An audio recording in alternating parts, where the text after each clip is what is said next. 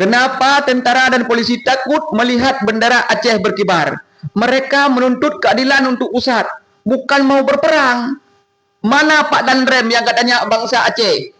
Coba lihat, sesama bangsa Aceh, jangan saling memukul. Ingat, rakyat kecewa kepada pemerintahan Prabowo yang tidak menetapkan status bencana nasional. Mereka minta bantuan, Pak. Mengibarkan bendera bintang bulan itu sah. Ngapain seperti perang?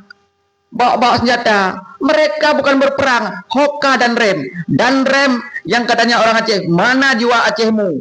Itu sesama bangsa, sesama muslim. Mana Kapolres?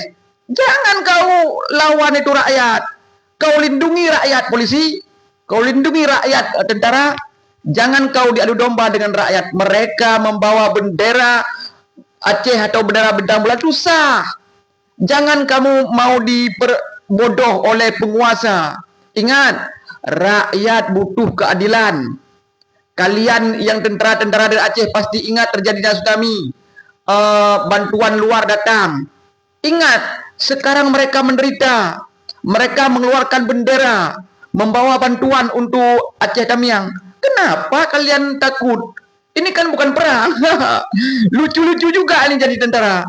Tentara, tolong Pak. Kalian memang bagus membantu rakyat, tapi kalian jangan memukuli rakyat. Ingat, mereka menuntut keadilan kepada pemerintah pusat. Status bencana nasional ditetapkan. Kalian bersuara. Tolong Pak Prabowo tetapkan status bencana nasional. Terima bantuan asing. Itu yang diminta oleh rakyat. Bukan berperang bawa senjata. Kalau berperang Pak, bukan di jalan begitu, bukan bawa bendera. Ya kan? Ya, tung tung tung tung. Gitu perang Pak. Seperti dulu waktu GAM, itu perang. Ini bukan perang Pak. Tolong Pak Danrem yang katanya orang Aceh, sadarlah. Nah, ini bukan perang ya. Sayangi warga Aceh ya.